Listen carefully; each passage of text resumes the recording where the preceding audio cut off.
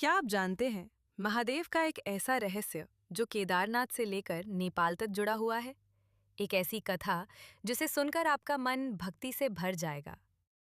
इस संसार में कुछ स्थान ऐसे होते हैं जहां सिर्फ मंदिर नहीं बल्कि खुद भगवान का वास महसूस होता है। ऐसा ही एक पवित्र स्थान है पशुपतिनाथ टेम्पल। कहा जाता है कि इस स्थान का संबंध महाभारत काल से जुड़ा हुआ है। एक ऐसी कथा जिसमें पाप, प्रायश्चित और महादेव की अद्भुत लीला छिपी है। महाभारत का युद्ध समाप्त हो चुका था, लेकिन पांडवों के मन को शांति नहीं मिल रही थी। अपने ही अपनों की मृत्यु का पाप उन्हें भीतर से तोड़ रहा था। उन्होंने निश्चय किया कि इस पाप से मुक्ति केवल महादेव ही दे सकते हैं।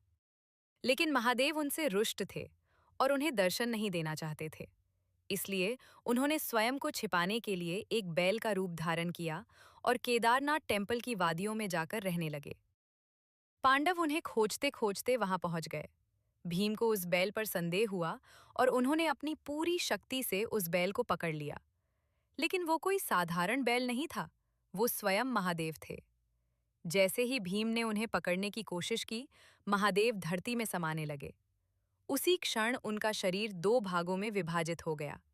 भगवान शिव का धड़ यानी पीठ वाला हिस्सा केदारनाथ में प्रकट हुआ, जहां आज भी उनकी पीठ की पूजा की जाती है, और उनका मुख नेपाल में प्रकट हुआ, जहां आज पशुपतिनाथ टेम्पल में उनके मुख स्वरूप की पूजा होती है। एक अन्य मान्यता के अनुसार महादेव को नेपाल की बागमती नदी के तट का शांत और सुंदर वातावरण इतना प्रिय लगा कि वे वहां हिरण के रूप में विचरण करने लगे। प्रकृति की गोद में पूर्ण शांति के बीच उन्होंने स्वयं को छिपा लिया, लेकिन देवता उन्हें ढूंढते हुए वहां भी पहुंच गए। जब उन्होंने उस दिव्य हिरण को पहचाना तो उसे पकड़ने का प्रयास किया, और उसी प्रयास में उस हिरण का एक सींग टूट गया। कहा जाता है कि वही सींग आज शिवलिंग के रूप में पूजित है। तभी से महादेव को पशुपतिनाथ कहा जाने लगा, अर्थात सभी जीवों के स्वामी और हर प्राणी के रक्षक। ये कथा हमें सिखाती है कि भगवान सिर्फ मंदिरों में नहीं, बल्कि हर जीव में बसते हैं, और सच्ची भक्ति वही है जहां हर प्राणी के लिए प्रेम और करुणा हो।